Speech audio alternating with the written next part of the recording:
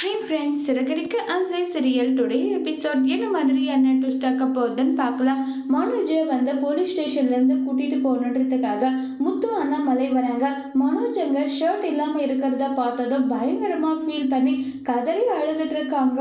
உடனே அங்கே போயிட்டு முத்து, என்ன சார், என்ன தப்பு பண்ண அவனை, அதுக்காக வந்து நீங்கள் ஷர்ட் எல்லாம் கழட்டிட்டு இருக்கீங்க, என்ன நடந்ததுன்னு சொல்லுங்கன்னு சொல்லி கேட்குறாங்க. குடிச்சிட்டு பிரச்சனை பண்ணா பின்ன கொஞ்சம் வாங்கலாம், அவன் என்ன பேச்சு பேசுகிறான்னு தெரியுமா நல்லா சொல்லிட்டு இருக்காங்க.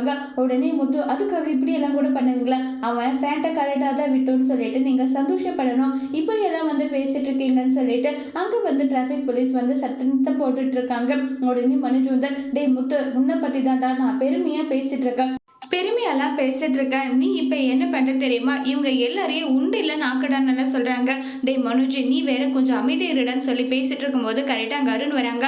ஆமாம், எதுக்காக இங்கே வந்திருக்குன்னு சொல்கிறாங்க. இவன் என்னுடைய அண்ணன், ஓ நீங்கள் குடும்பமாகவே இப்படி தானான்னு சொல்லிட்டு ரொம்பவே கேவலமாக அருண் வந்து பேசினதை உடனே முத்து வந்து என் மேலே இருக்க கோபத்தை வந்து என் அண்ணன் மேலே நீ காட்டிட்டு இருக்கேன்னு சொல்லிட்டு கோபப்பட்டதும் உடனே அங்கே வந்து மனோஜ் கிட்ட வந்து ரொம்பவே கோபமாக கேவலமாக பேசுகிறாங்க. அண்ணாமலை வந்து, இல்லை இவன் அப்படி பண்ணுறவன் கிடையாது, வீட்டில் சின்ன பிரச்சனை அதனால குடிச்சிட்டு இப்படி பேசிட்டு இருக்கா, தயவு செஞ்சு மன்னிச்சிடுங்கன்னு சொல்றாங்க.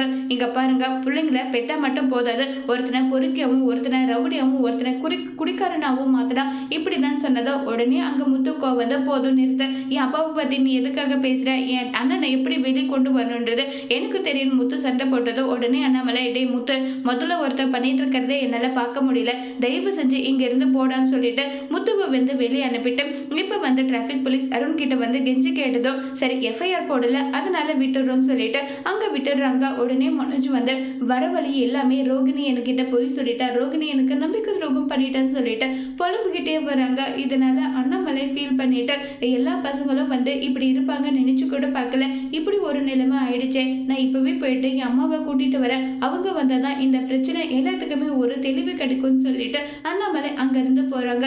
இதை நினைச்சு ரொம்பவே வருத்தத்துல இருக்காங்க. முத்து வந்து மனோஜ் ஒரு பக்கம் ரோகிணி என்கிட்ட போய் சொல்லிட்டாலேன்னு சொல்லி புலம்பிக்கிட்டே ஒரு பக்கம் பயங்கர ஃபீலிங்லையும் ரொம்பவே வருத்தத்திலையும் இருக்காங்க.